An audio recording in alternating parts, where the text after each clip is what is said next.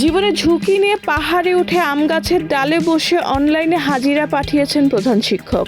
সরকারের নতুন নির্দেশনা অনুযায়ী প্রাথমিক বিদ্যালয়ের শিক্ষকদের অনলাইনে হাজিরা নিশ্চিত করতে গিয়ে এ ঘটনা ঘটে।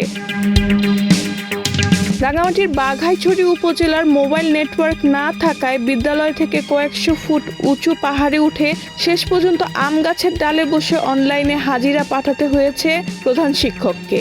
ঘটনাটি ঘটে 15 জুন রূপকারী ইউনিয়নের পাকুঞ্জছড়ি সরকারি প্রাথমিক বিদ্যালয়ে। বিদ্যালয়ের প্রধান শিক্ষক মোহাম্মদ আবু তাহের বলেন, বিদ্যালয়টি পাহাড়ি এলাকায় হওয়ায় সেখানে মোবাইল নেটওয়ার্ক পাওয়া যায় না। অনেক কষ্টে গাছের ডালে উঠে নেটওয়ার্ক পেয়ে উপজেলা শিক্ষা কর্মকর্তার হোয়াটসঅ্যাপে হাজিরা খাতার ছবি পাঠাতে সক্ষম হয়েছি। তবে কিছুটা দেরি হওয়ায় আমাকে ধমকও শুনতে হয়েছে। প্রধান শিক্ষক আরও বলেন, পেটের দায়ে চাকরি করি, চাকরি বাঁচাতে হলে ঝুঁকি নিতেই হবে। চাকরি না থাকলে আমার পরিবারের 4 জনের ভরণ পোষণ কিভাবে চলবে।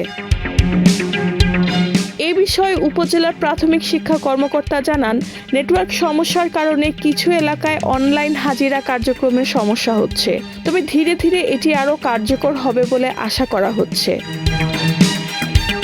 রেহানা বেগম, প্রজন্ম 24।